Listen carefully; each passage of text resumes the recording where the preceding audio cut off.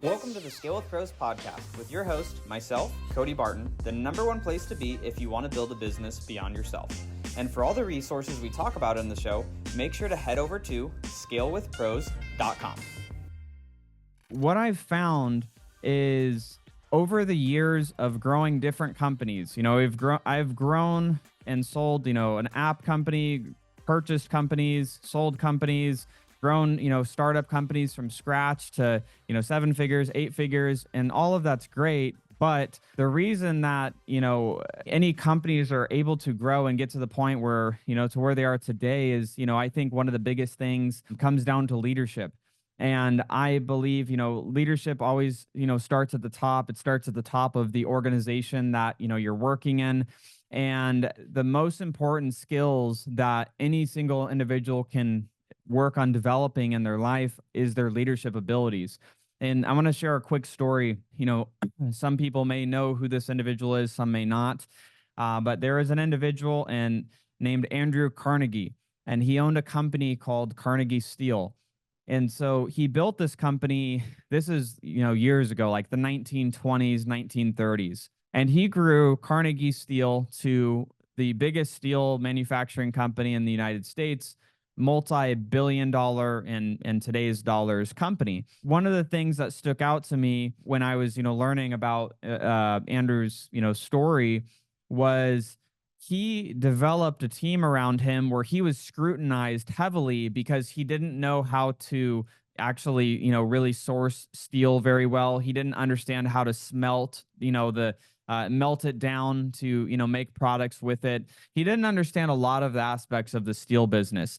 But one of the thing about what he did when he built Carnegie Steel that stuck out to me was the leadership skills that he did have. And one of the things that he said was when people would criticize him on not actually being that educated and not having education in the steel business, the thing that he said is, look, like I have so many great people surrounding me, and the actual hardest thing that I do every day is getting all of these different departments to be able to, work competently together. It's getting marketing and sales to work as a team. It's getting finance and sales and marketing, and it's getting HR, and it's getting all of the areas of the business to, align on a specific vision and align on a specific goal, and then be able to coach those individuals to work harmoniously together in achieving that goal. That was actually, one of the hardest things that he said he ever had to do in building that company to this massive organization. And,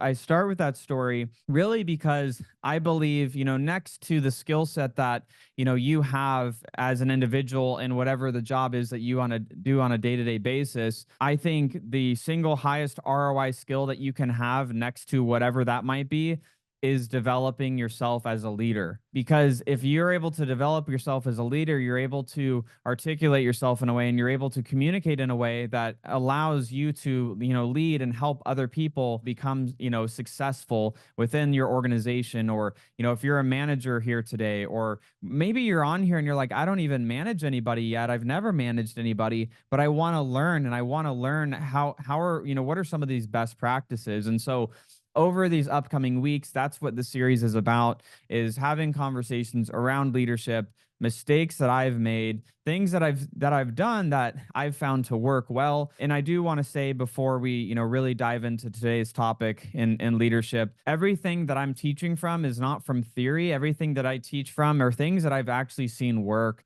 and in actual real world challenges in leadership, and how I've been able to overcome some of those things. And so that's what we're going to be having a conversation about, and today, the topic that we're going to be diving into is, how do you go from a micromanager to a transformational leader? When I'm bringing up, manager to transformational leader, there's a very big difference.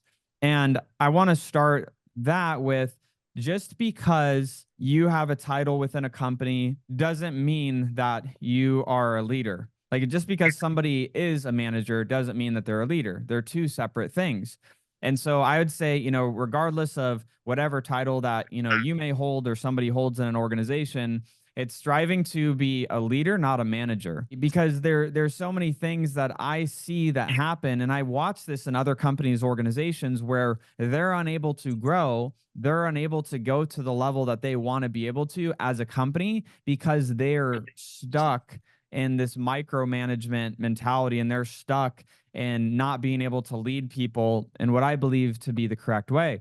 And so what I'm going to be breaking down today is explaining how somebody, operates as a micromanager versus an actual leader. Why do you believe that there are so many small businesses that only end up having a few different, employees in their organization?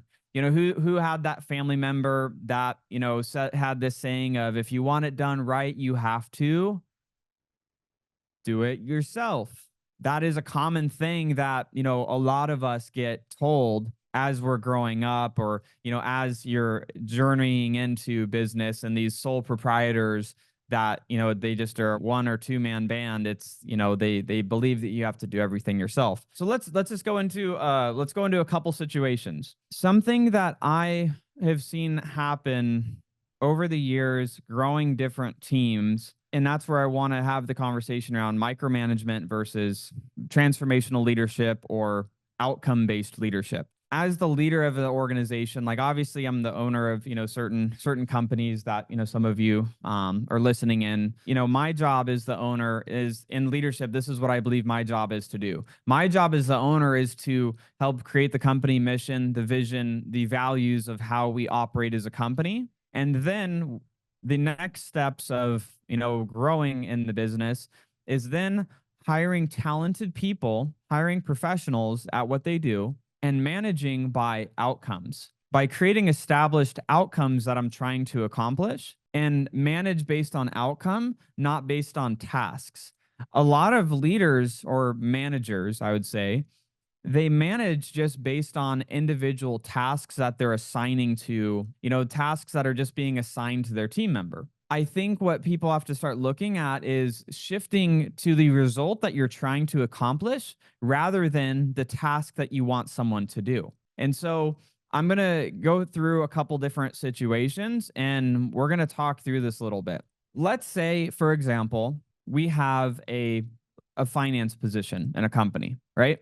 And there's a couple ways that I could communicate something to a team member on something that I want to have done in the finance part of the business, right? So I'm going to say that, this is the wrong way to do it. And we're going to break this down a little bit.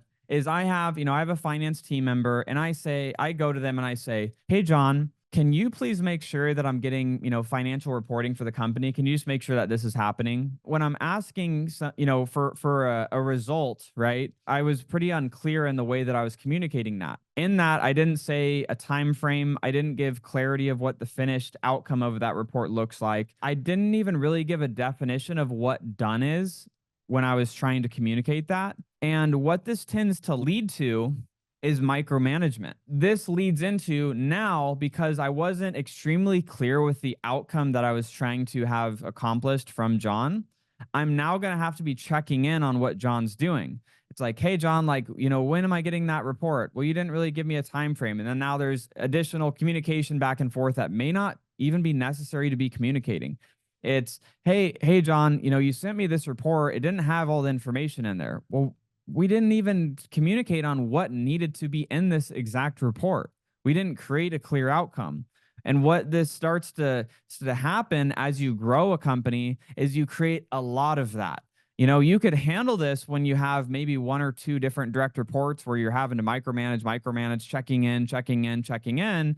But when you start developing multiple different team members that are reporting to you, and the more you have to just constantly be checking in so frequently just to make sure their individual tasks are getting done, it holds you back as a leader in your department from actually growing the department. It holds you back as a leader from actually being able to grow and focus on the other things that are going to be able to help the company be better. And this leads to frustration because you didn't communicate a timeline. You just have like a mental timeline in your head. You're basically sitting there like, I told John that he needed to get this report done. And John said, he's like, okay, I'm going to just work on it as I go. But in your head, you told him just to do it. And so he should just be done tomorrow. but neither one of you actually communicated on a timeline, so you're both frustrated. And it also, again, it creates the over checking in, helicopter mom syndrome, micromanager syndrome of having to check in too frequently with a team member. And what it also does is it creates rework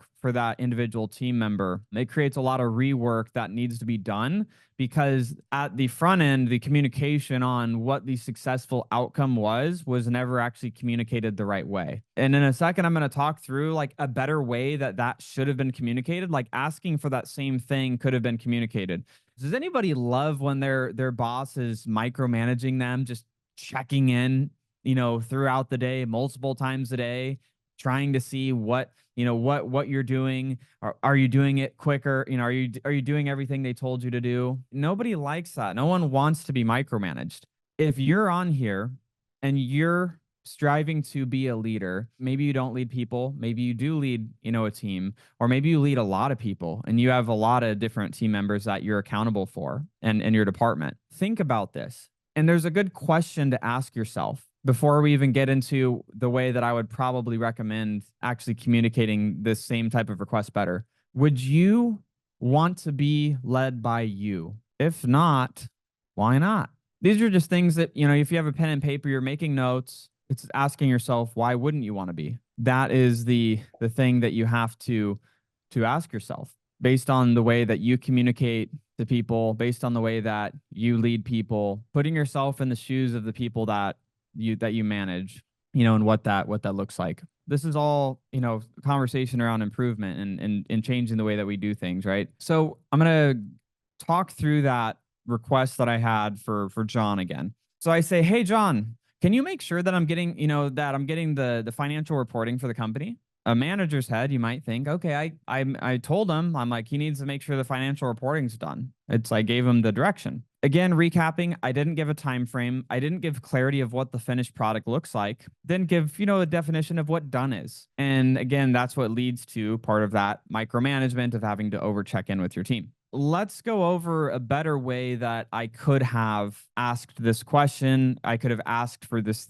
thing to be done that would lead to not having to check in and, follow up with it. And before I dive into this, the thing that I want to help other managers and other people that are stepping into leadership understand is our job as leaders. And as you grow in leadership in a company or you're a new leader, it's my belief that as a leader, our job is to make sure our company's operating within our core values, the rules of engagement, like how we operate within our values, making sure that we're operating in the way that we're working towards our company mission and vision. But outside of that, I don't care how the sausage is made. I just care that the sausage is made. Meaning, if our end result is we want to achieve XYZ in the company, and as long as my team member or manager that I'm managing, whoever that is on the organization, is following our core values, is operating within, working towards our mission and our vision overall as a company, I do not care how they go about achieving the target. The thing that I care about is that the target is achieved. So that leads into me asking this in a better way to that question that I asked John. So this is how I would have appropriately asked that to get a better result so that I'm not, getting rework and having to follow up a bunch. I would say, hey, John, the outcome that I'm looking for with our financial reporting is that by the 5th of each month, we have a report on last month's data, which should include the profit and loss for the last month and our ad spend per product line and all of the cash balances in our company accounts. And make sure that when you do this report, you include myself and Tom from operations in the monthly recipient list. So I want to break this down, the difference in the way that this was asked. The first way, I was super vague and unclear of what I was looking to have done. And so that leads to having to follow up more. The more clear and concise way of communicating this for the outcome that I'm wanting to see actually have done is, hey, John, the outcome I'm looking for is that by the 5th of each month, we have the report on last month's data, which includes P&L for the month, ad spend per product line, cash balances in all company accounts, and who to communicate it with. So breaking this down, when I communicated what I'm looking to have accomplished by John, I'm letting him know what is the time frame that it needs to be done within. It is what data or specific information am I looking for this to be considered done. And it is who needs to know or who needs to be communicated with this information when this is done. So notice what I didn't do in this conversation either is I didn't say how to do it. I didn't say, hey, John, go into QuickBooks, do this in QuickBooks, or, use this other software. And, here's how to do all of the steps. No, I hired a competent person to work at our company named John to handle that. He is the expert of the how. I need to, as the leader, be the expert in what the outcome should be. That is the way that we want to communicate. Because in this first scenario, maybe I get the report from John and it's done by the 5th of the month. It has the P&L data. It has the ad spend per product line. It has the cash balances.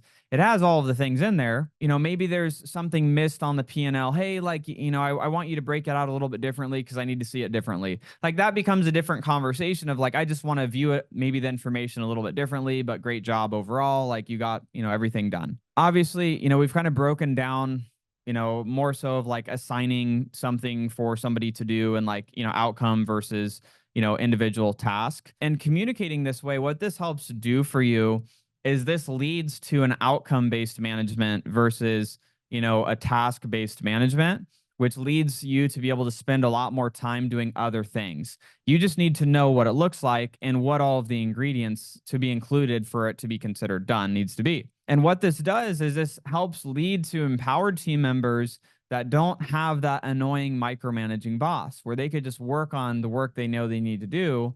And then you're able to just check on the finished product at that point. Again, it's as a manager, as a leader, if you're hiring good people, this is, here's the caveat to this is if you hire good people, you hire professionals to work in your department or on your team, they should be able to go create that outcome that you're looking for without you telling them how to do all of it. Because I know there's probably someone on here that's saying, well, I do show the outcome, but this knucklehead on my team isn't doing it. That's another conversation for another day of how do we actually fix that behavior, and I'll touch on it briefly, but the questions that you can ask yourself, if you're doing this and you're very clear with what the end result should look like for somebody, then the only other question to ask yourself is, do they get it?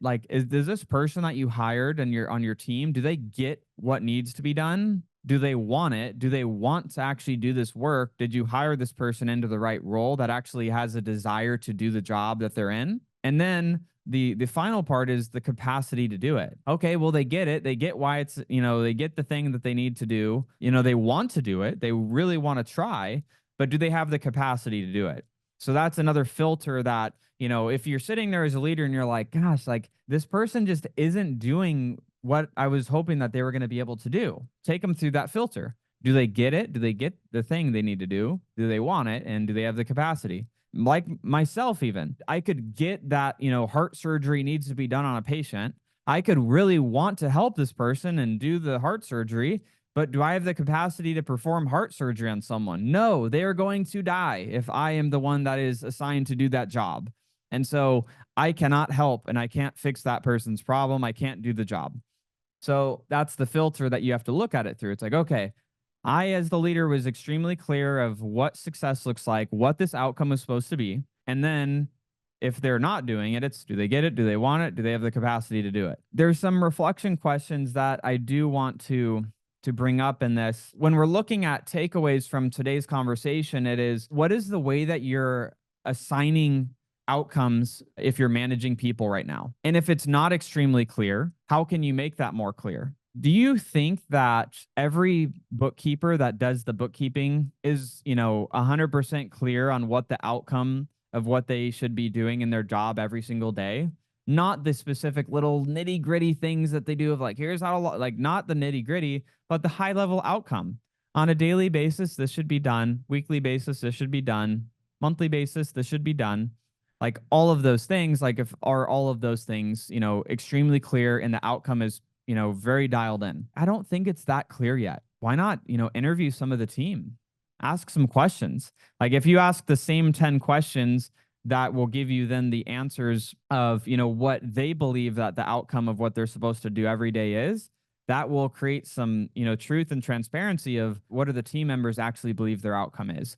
And if it's not perfectly aligned with the way that you want it to be, then it's reestablishing, okay, well, no, this is what the outcome should be. And then we manage that outcome of this is what should be done. And that's what we manage.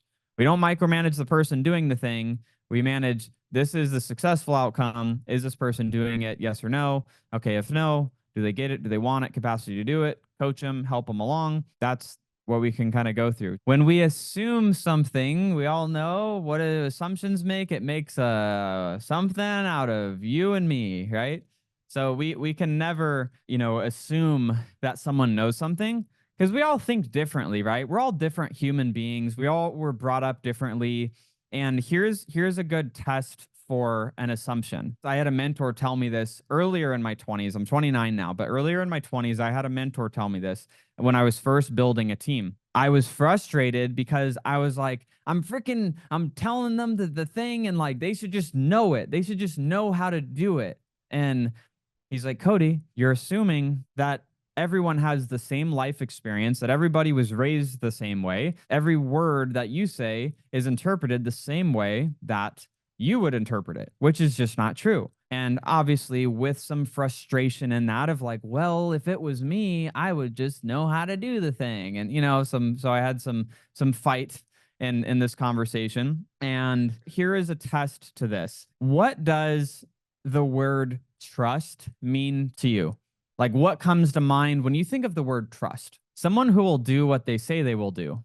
I can, from just like an outsider, be like, that's not right. That's not my definition of trust. The way that I was raised, trust means that I do the right thing. That's what trust means. What we're going through, and the reason that I ask that is when I say, what does trust mean to you? Where I'm asking about the word trust, it's not because we're having a conversation about trust here. But the reason I brought this up was just because we think something is a certain way in our head, and we're going back to that assumption, we're assuming that other people think the same way that we do, which just isn't true. We all know, does a finance person and a salesperson typically have the same personality and think the same way? Does an engineer think the same way that, a marketing person may think? Like when they hear a certain word, different things come to mind. And so in leadership, we can tend to make lots of assumptions of what our team should do and what they should, know how, do it in the way that we would expect it to be done because that's how we were raised. And, that's our belief system around it. But it's our job as leaders, our job as managers to enforce successful frameworks within what we're building. And so that's where it's, defining what done is, defining what a successful outcome is, and managing to that outcome so that you can, in your role, continue to grow and develop. And so if you managed you, how would you feel coming into work every day? Second question is, if you managed you, would you feel empowered to do your best work or not? And why? The last time you attempted to give a project to a team member, maybe it was a big project, maybe it wasn't. What was the result? How did it go? Did you have to check in on them a bunch? Did you get the result that you were looking for after you assigned what that project was? Did you get the right result? Did you not? Do you know why? These are good questions to ask. And as leaders, this is the way that we have to think, right? So as we manage people, I don't like saying manage because they just manage like an icky word. I think of it as we lead people. Leaders empower, managers micromanage. It's, are you getting the results that you're looking for with what you want? And just to follow up to that, the last project that you gave to someone or that, your direct report or team member was accountable for, were they able to accomplish it with little to none of your involvement? Maybe you just checked off at the end, like you just took a look at it. Or were they coming to you and saying, oh my gosh, like, I don't know how to do this part. How do you want this to be done? What should this look like? I don't know. Like where they're bringing that thing back to you, throwing the monkey that, is their monkey on your back to solve. Were they able to accomplish that with little to none of your involvement? Because there's probably someone on here that's like, gosh, this person isn't, getting it done and they don't have, everything figured out in their specific role. I would also ask like how new are they? It's like if they're 4 days into the role and they're not getting to the outcome that you're hoping for, it's like, well, like give them a sec, like give them some time to get through some training and understanding. And there's a common thing that I'll say around our office and with our team is I'm like, guys, like I don't mind problems. I'm happy to have problems, but what I do mind is having the same problem. So that's, if someone's new, there's gonna be some of those problems as they go through training and through the process of understanding their role and what the successful outcome for their role is. Like there's gonna be that. From this conversation that we're going through, what can I do today to become, a better leader at leading the people that I lead?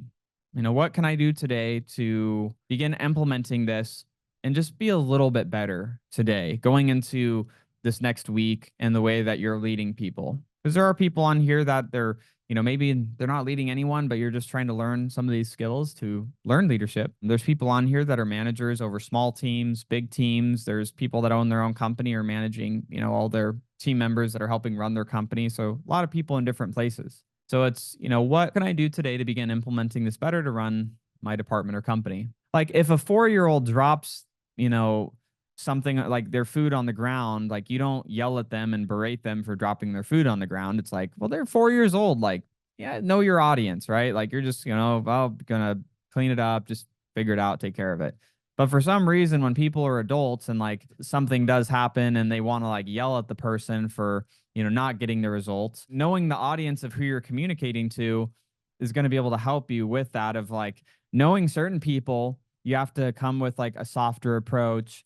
And with other people, you can come on more strong. And so that's as you learn as a leader, like how to better manage your team. And if you're having consistent issues with that, ask your team, like, what's the best way that I could provide feedback to you? Do you want me just to be like blunt and like kind of straight to the point? Like, or do you want me to kind of like warm this up a little bit? Like knowing your audience is important too. Everyone responds differently to feedback.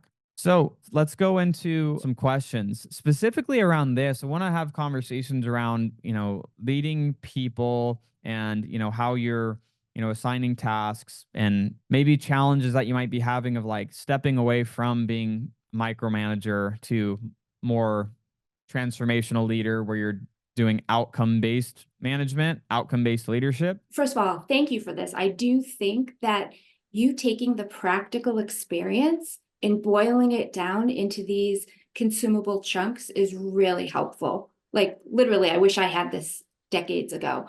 I'm great at working at all generations that are in the marketplace today. I have some mid-level managers and directors that are just going to be candid here, that are in their 20s. They're great leaders. They're having some pushback from people that are in Gen X and baby boomers reporting to them. How do you, as someone who is younger, work with people that are resistant to that change? Like, is there anything you can do from your perspective that I could possibly pass on to them? Yeah, that's a great question. I know earlier in the conversation, it's like that golden rule, do unto others as you do unto yourself, right? Because I've definitely seen this in other organizations too. And that, it's definitely like mixed generations and age, definitely can become a challenge.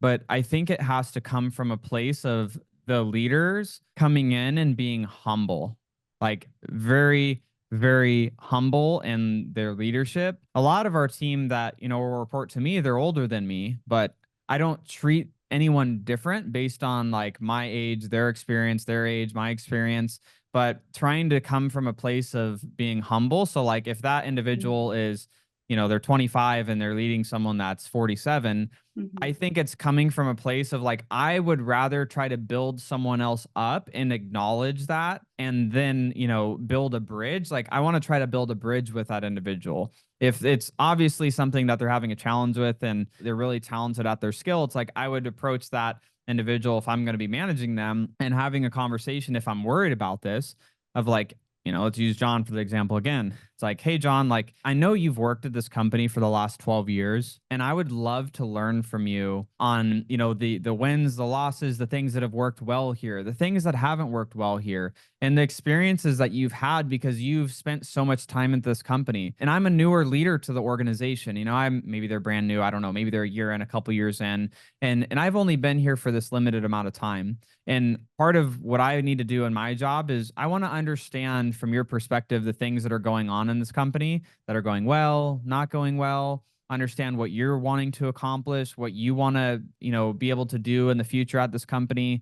And my job, I don't believe, is to pretend that I know more than you, because I don't. I don't know your technical skill. I haven't been here for 12 years, John. But what I do know is that my job is as a leader, and my job to assist in management here is to help remove obstacles. It's to help remove blocks out of the way that prevent you from doing your best work, and so that we can work together as a team of, we're both understanding that our company's mission and our vision is this. And so all that I want to do as we work together is be able to remove obstacles and find new ways that we can work towards this mission and vision together. And with the skill set that you have, work together as a team to be able to accomplish that. And so I always like to go from like the place of as humble as I could possibly be, especially if I'm talking to someone that is really talented, is very skillful, has tons of experience that I just don't have. And I don't know if those, younger leaders are willing to do that. I think sometimes people want to posture themselves up as like, I'm the manager, this is my title. And, that's so it's, I think it has to come from a place of being humble too. But I don't know. What do you think? No, that's super helpful advice. The people in these manager and director roles are really strong leaders. They manage by outcome, everything that you're saying, but they're hitting this resistance. And I think it's more on the older generation, but they have such technical knowledge that's important for us to retain. Yeah. That humble approach, that's really great advice. I'm going to check with them and suggest that they do that. Thank you. Yeah, 100%. And, it's like, obviously you could only do so much. And if you have a cranky older man or woman that just doesn't want to change, like, you can't change people. Right. Like Totally we can't do that, obviously. But, we can come from a place of, being a humble leader, being a servant leader, and, recognizing that, because it's kind of awkward. Like I had a friend that, he has a roofing company, and he had hired, an older guy that was actually running out to and, managing the jobs. And then like their office manager was like 30 years younger. And the guy would, he would get grumpy and cranky with the guy because he'd be like, this guy thinks he knows better and da da da. And, it's like the younger leader in his situation was, coming from a place of ego, of like trying to like hold this like dominance of like, I'm the boss type thing. And I don't think people receive that really well. And I think it's an old style of managing that people think that they have to do. And I think sometimes it's from insecurity too, of like, I'm insecure in my role, so I'm going to like puff up my chest to like, I'm the boss, Yeah, totally get that. I believe I already know what you're going to say, but I feel like sometimes it just helps to hear other people say it in a different set of words. Okay. When you're in a business that is highly experimental, you're constantly trying new things. Do you have any suggestions for managing and constantly updating SOPs and kind of prepping your team for, this is the outcome I want? Go try this and see if you can make it happen. And if it doesn't work, we'll try something new. Yeah. So I guess, can you share what the business is too? Multifacets of real estate investing, learning things like, okay, well, we're trying to wholesale. We found this way of lead generation isn't really working for us. We tried that. Now we're going to switch to this method, or we're going to run the data a different way, or we decided going direct to seller isn't really where we should be. This is how we generate leads or communicate with agents if we're going to go direct to agent. And just constantly learning how you want to track your KPIs, what resources you want to use, just keeping all of those SOPs updated. Yeah. So one of the first things I would say on that is I wouldn't be so caught up in having SOPs perfectly dialed in when you're like testing things. It's when you're like, okay, we're going to test this. We're testing this. Oh, this thing is working. Like this worked. Like we need to do more of that. And then as you do more of that, it's like, okay, this is actually really working. Now we should start documenting it so we can scale that up. Because at the beginning, you're like throwing stuff, you're testing. And then it's taking this worked. Let's document that because it's working. Do more of that. And then test other things. And then all of your tests become what you stack onto what works and which then builds into your actual SOPs.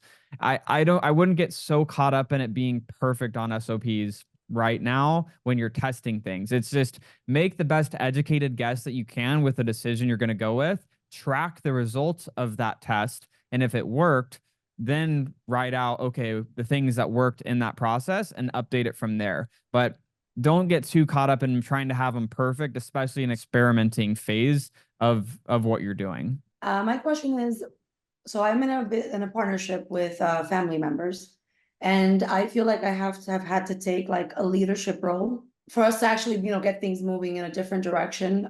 We have to, just bring ourselves up.